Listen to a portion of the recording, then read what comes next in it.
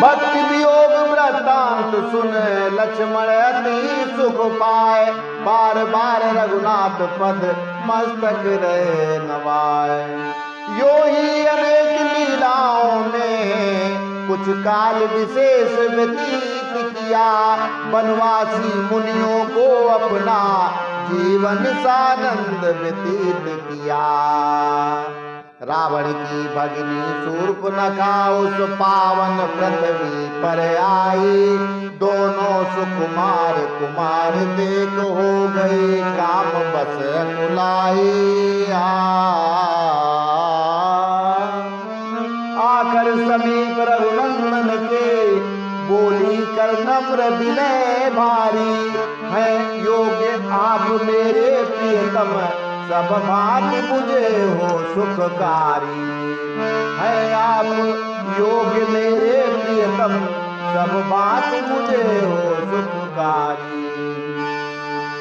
अब तक न मिला पर उचित मुझे, फिर भी इस हेतु कुमारी हूँ, फिर भी इस हेतु कुमारी हूँ। कुछ देख आज आनंद मिला, सब भाग्य हुई बलिहारी हूँ।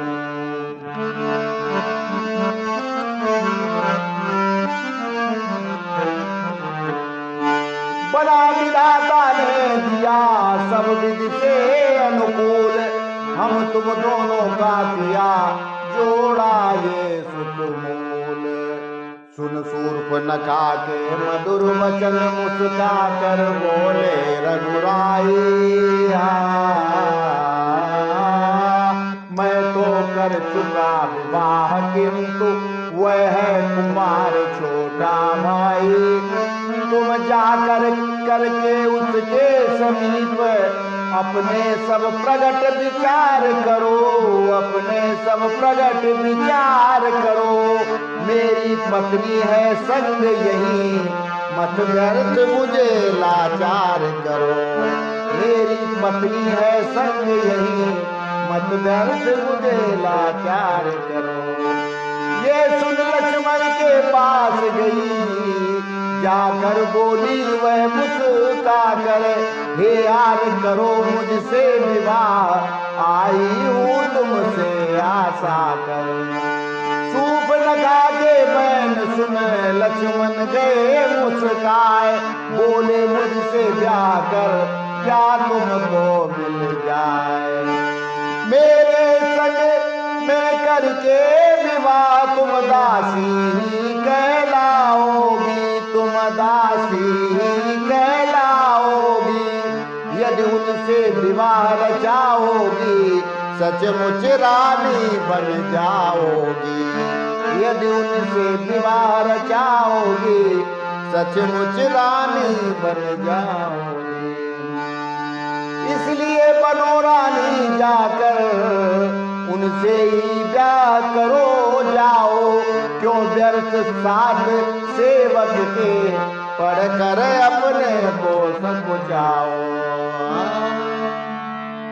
तो यहां पे प्रभु श्री राम जी ने कहा है कि वह है कुमार छोटा भाई, जो छोटा भाई है वो कुमारा है। तो क्या लक्ष्मण जी कुंवारे थे? अच्छा, कुछ लोग टिप्पणी भी करने लगते, ठीक है, बोले साहब मर्यादा पुरुषोत्तम जी थे और वो झूठ बोल गए, प्रभु राम जी झूठ बोल गए। झूठ तो उनसे ये पूछो, वो किसी संत या किसी महात्मा से या किसी देवी देवता से या किसी महापुरुष से झूठ बोले? किससे झूठ बोले?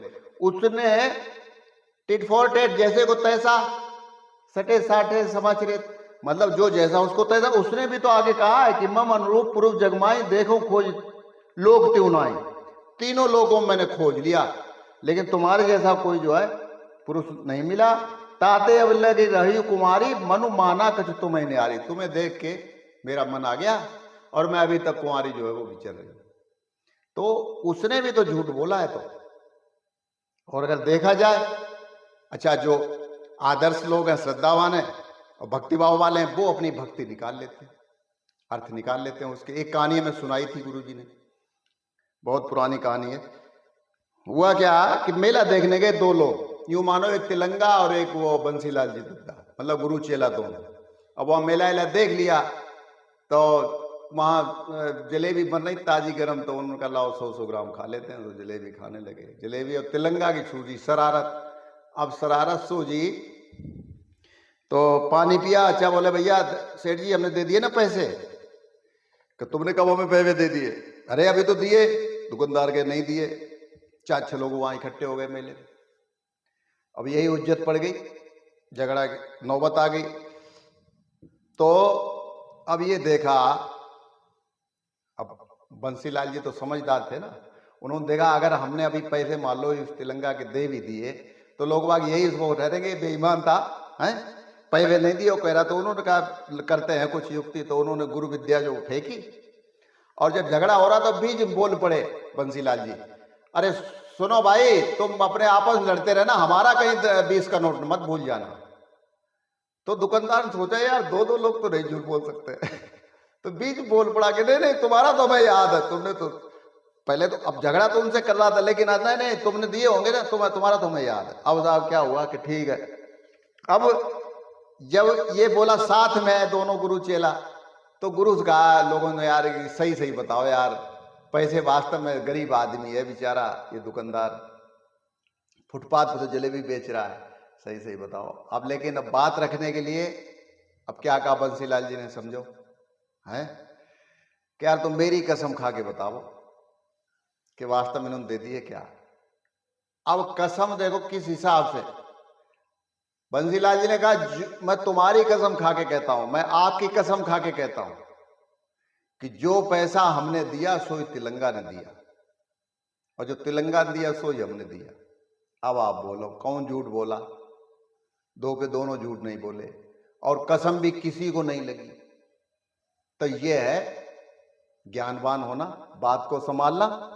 और रामायण जो है ना एक सागर है, तो इसमें कौआ जो है वो क्या ढूंढता है, बगुला क्या ढूंढता है, मछली है, और हंस क्या ढूंढता है, मोती। तो हमें अच्छी अच्छी चीजें जो है उस पर फोकस करना चाहिए और कुछ सीखना चाहिए। तो आज के लिए इतना ही, कल फिर मिलते हैं। नमस्कार, जय श्री राम।